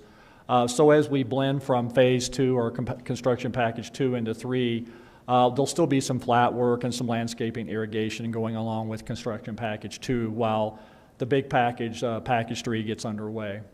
Next slide. Ms. Miller's got a question for you. Thank you so much. I'm just I drive that road all the time, and the traffic is incredible on that road, more so than Ralston Road, which we're dealing with now. Do we have any plans for signage to route people up and around it? I know it's going to be a long route up and around or down and around, but it's a pretty heavily trafficked road in the morning and the afternoon. When we get into some of the packaging, we're going to close down an intersection for 10 days. And when we close down that intersection, there will be a well-defined route that'll be delineated. And we'll have some messaging signs that indicate that, take another route. So that'll just be for 10 days, but primarily we'll have one lane in each direction open all the time. The traffic capacity will be about what it is today. So we'll phase that in. We'll build a new lane in phase 0 as we get into construction package 1. Traffic will shift to the north with that new lane. So the existing north lane now and the new lane will be the east and westbound traffic, if that makes sense. Oh, nice. So you will still have 2 lanes in both directions? No, one lane in each direction. So one head-to-head traffic. We'll build one new lane on the north side, and then we'll reconstruct the south side. Then we'll shift traffic over to the south side. We'll always have one lane in each direction until we have an intersection shut down to rebuild an intersection, and that'll be when we start detouring. Perfect, thank you. Ms. Simpson? Just a quick thought, and we probably maybe already do this. I just want to make sure that we alert residents along the detour path that it's coming their way so that we don't get confused phone calls about why is there all this traffic on my street all of a sudden. Well, we certainly have a lot of phone calls now, and we're working with our communications director, Rachel Curelia, and she's been messaging all of these issues very, very well, and we'll certainly make sure that that is in the forefront of our activities as we get the construction started. Is that it? Yep. Next slide, please. So the ongoing task, right now we've approved CP1. You all have approved CP1, and we're actually starting activity today, April 26th, with tree removal. So there's about 138 trees that we're going to remove along this corridor. We did a tree walk with our team last week, a week ago today, to try to identify which trees we could remove before we have right-of-way clearances. And right-of-way clearances are going slow, I might add. We've had a lot of offers accepted, but we haven't gotten the encumbrances from the financial institutions available to those parcels yet. So we're primarily going to start on the north side. And so CP1 is well underway in terms of our planning, but our construction is yet to come. And again, after tree removal, we'll get into utilities relocation on the north side between Sims and Quail will be the first part of that. And so as that gets done, then we'll get other clearances from right away on the south and further to the east as well. And then construction package 2, we've gotten our 90% design in. We made all of our comments. We've gotten those back to our consultant, and then we're waiting for the return on those. And then we'll get into our cost estimating, our OPCC, or opinion of probable construction costs from our contractor, and then we have an independent cost estimator that will also do a cost estimate. We'll compare those quantities and bid item cost and make sure we can reconcile those to come to a construction agreed price or a cap. And then 3, we're about 60 to 75% into 3 realistically, even though it says 90 is approaching in August. So we plan to have our 90% in-house in August to review and then get that turned around in a month or 2. Next slide. So this is the budget you see before you. The pie chart's the same as as Trang showed with hers. And so this is really an indicator of where we are in our budget. And you see in the design, we're really hovering around 80%. And so this is an alternative delivery package. So there's a lot more work that has to be done in the design end as opposed to a design bid build as in Ralston Phase 2. So we have a lot of coordination, so a lot more effort goes into our design, from our design engineer in coordination with SEMA, our contractor. So you see that we're about 80%. We're going to be tight on that budget, I'd say, for the remaining 20%. So that's an issue that we're looking closely at on how we can move items out of design engineer's hands and maybe into our to Altig, our owner's representative, and certainly when we get into construction, they'll have a large role in that as well. Next slide, please. So you don't see a lot on these pie charts, but if you look above those pie charts, what you will see is our existing budget for CP1 and our projected budgets for CP2 and 3 and our materials procurement. And I might add that the cost of steel is going up significantly every month now, so we're probably going to shift that procurement over a little bit to the into CP2 and potentially go ahead and buy that steel now while costs are a little bit lower. And I will say that steel is going up at an accelerating rate, so it's advantageous to go ahead and buy that now and store it. We are waiting till we get to 60% design on the bridge, though. We want to make sure there are no substantial changes so that we don't buy steel that we don't need or the wrong steel. Next slide. So in overall schedule, as I just mentioned, CP1 is underway as of today. We're identifying the trees that we can remove without clearances. And then once we have those clearances, we'll get the additional trees as well. Right now we're looking at possibly half of the trees of those 138 that we can remove within the right-of-way, and then clearances will come as we continue to move forward. So that's the milestone really we're looking at today. Next slide, please. And again, I can't see the orange from this distance with the light, so I guess I'm a little challenged on this. I think the last time we had a laptop here, so it was a little bit easier to see, and I had expected that this time. So we're looking at CP2 to be coming along by memory in August. Starting in August as well. As I mentioned, we've already reviewed 90%. We're going on to 100% within the next month or so. So kickoff in August likely for that one. And then again, that one's going to be about 23 months for final delivery of that one. And again, with substantial overlap between 2 and 3. Next slide, please. And then the bigger package here, we're also looking at starting that and getting it kicked off in February of next year. We're going to start negotiating our PUC. We already have the PUC in place. We got that in place last October. We put that on hold. However, it's about 90% of what we need. We'll dust that off a bit. We'll take the hold off, and we'll just change some exhibits and some dates and a little bit of language, and we should be good to go on the PUC. And then we'll start negotiating the CNM agreement. That agreement is really what we need to have signed and in place before we can actually start building construction package 3. And those will run concurrently. The CNM agreement's anywhere from 6 to 9 months. 6 months is what we're hoping for. And then the PUC is really a matter of 2 to 3 months. So they will run concurrently, so we should get those both easily done by February of next year. Next slide. So the right-of-way dashboard. We show that we're around 40% in this color coding that you see before you. In reality, we're a little further along than that. That 40% is based on checks actually cut. So we've negotiated what you see in green there, quite a few offers accepted. What you see in purple is what we have closed, so we have access to those properties right now. The green we do not. So while those offers have been accepted, we still don't have the clearances in terms of transferring the funds. So we have a lot of cooperation among the property owners. We just don't have the clearances in place. And then we have the blue, which they're still pondering or negotiating with us. Now, I might mention from this slide, you see the 2 larger parcels in blue there on the west and almost to the east end. That's First Church of Arvada, First United Church of Arvada and Lincoln Academy. And we did have a large disparity between the appraisals, especially on the church. It was around $350,000. And then we were about $100,000 apart on Lincoln Academy. But we're communicating with them. We're having a site walk on Thursday with the church to try to iron out some details, and hopefully we can get a little closer to an agreement with the church on that one. The coordination's been quite good with Lincoln Academy as well, and communication and coordination is ongoing. Next slide. So as we get into these six items that you see here, varying timelines for each of these, the temporary bypass and shoe fly.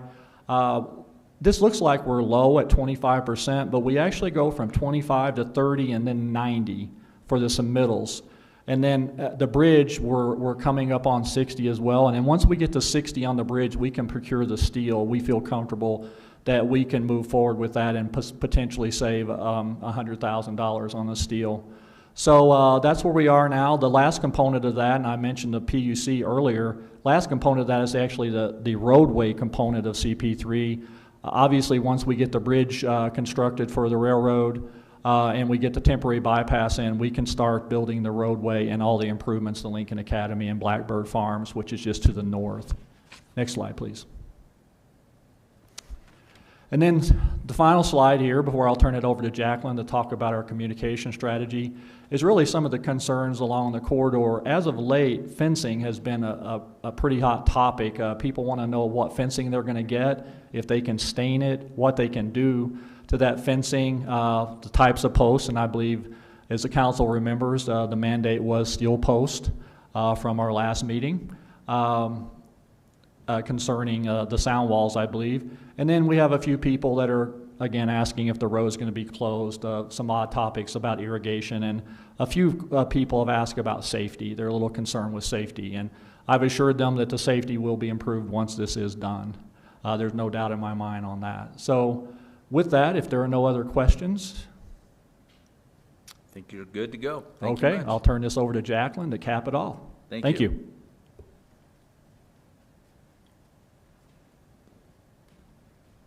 Go to the next slide, please.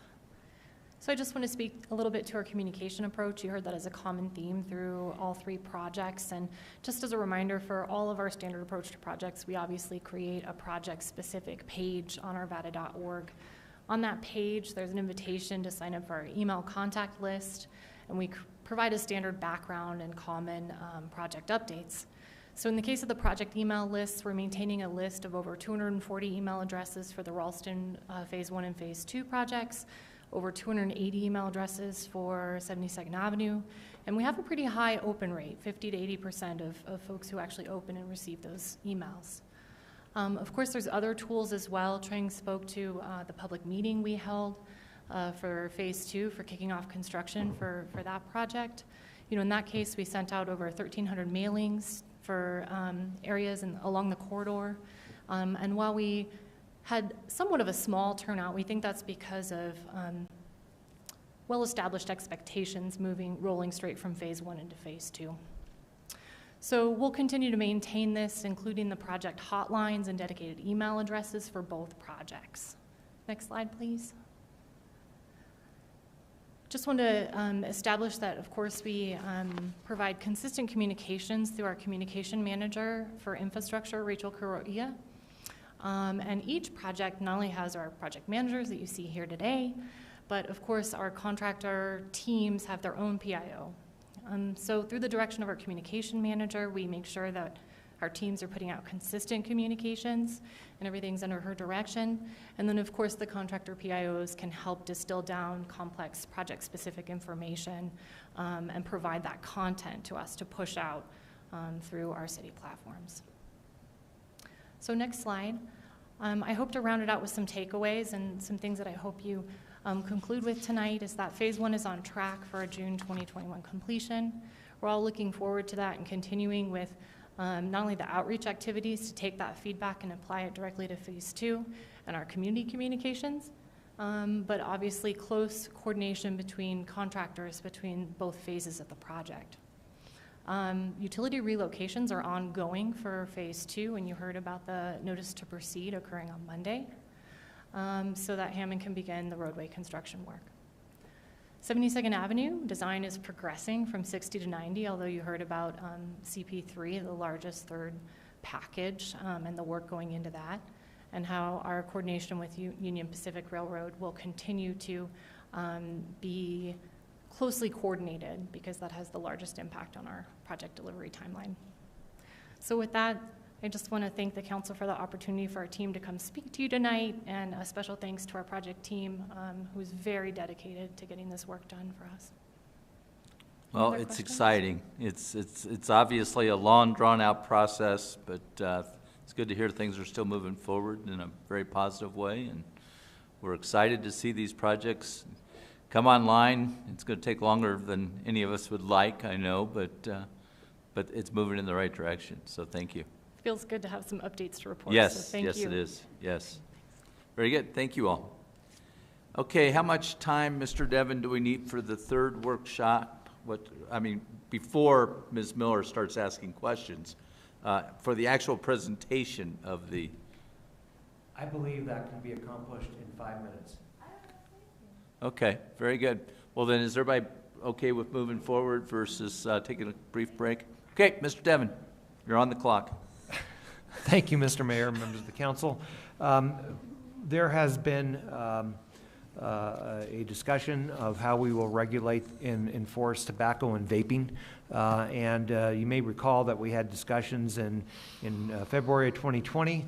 At that particular point in time, there had been changes in federal law, and there was going to be consideration of similar changes to state law, and we elected to see what those changes would be all about, and in order to determine the course of action that we felt was the appropriate course of action to take. It's been a year. Here we are in March of 2021. We have a better understanding of the changes to federal and state laws and how we can modify our ordinance in order to fit into that and make what would make the most sense in terms of actions that we could take. We've had discussions internally with the police department, who oversees the enforcement arm of what we're proposing tonight, as well as with the city attorney's office in terms of how our smoking ordinance, which was first adopted in 2006, could be rewritten in order to be consistent with the changes in federal and state laws. And then also how we were going to, and whether or not we were going to do any licensing, and whether or not there was a need for licensing from that standpoint.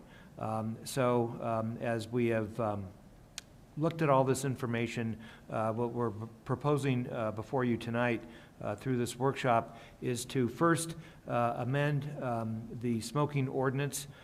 This would make these amendments would make the smoking ordinance, the city smoking ordinance, consistent with federal and state law. If you go to page 2 of the report in front of you tonight, there's a summary of the revisions. First of all, we would look at adding some definitions to the revisions about self-service display and tobacco products and things like that. First, the other one, very big one, obviously, is the section that would prohibit smoking and revise the age to 21. That was the big change in the federal and state laws. So we would make our ordinance consistent with that. We would do the same thing in terms of revising the title and language of section 38-305 to reflect age 21. Then the distribution section would again be revised to age 21. And then there would be new provisions prohibiting self-service tobacco displays and sales, which is again another feature of the federal and state laws. So by making these changes, we would make our ordinance consistent with federal and state law, and also make it obviously a lot easier to enforce, which is the next section that we're bringing forward for you tonight. One of the issues that we wanted to deal with was how can we effect enforcement without, if possible, without implementing a licensing program. A licensing program would be something that we would have to consider if we didn't think we had the capacity to enforce this ordinance. And through working with the police department in their civilian operations unit, the liquor licensing control administrator would be the team member that would be responsible for enforcement. So this is the person that goes around the city and does enforcement around liquor. Liquor stores, liquor establishments, things like that, to make sure that all the ordinances and state laws and so forth around liquor are enforced to only serve people age 21 or over. What we determined through working with the police department is that this position had the capacity to be able to enforce the same ordinances around sale of tobacco and vaping products. So this person would be able to go through all tobacco sales and vaping sales businesses throughout the city and do a proactive enforcement inspection and then also be available, so that would be once a year, and then be available to react to complaints or anything that we hear from people that either see or hear about illegal sales to people under the age of 21. We believe this is the best approach because this can be accomplished without having to do a licensing program. In the narrative in the report, we talked about the idea of a licensing program would have to be implemented, which would create the need for additional staff to administer the licensing program, and then some sort of a fee would need to be exacted on all the small businesses, the vaping and tobacco shops and all those kinds of things that sell these products. And we felt if we could avoid that, that would be the better option. If we had the capacity to do that, that would be the better option. We took note of the fact that the state is also going to conduct an enforcement program, and the state is going to do that through the Department of Revenue, and that they would be exacting fees on businesses throughout the state in order to help fund the licensing program. And it would also involve an inspection program as well. We don't have a lot of details on that. They haven't they haven't provided a lot of details. We know that they're scheduled to start an enforcement program in July of 2021. So what we believe would be the appropriate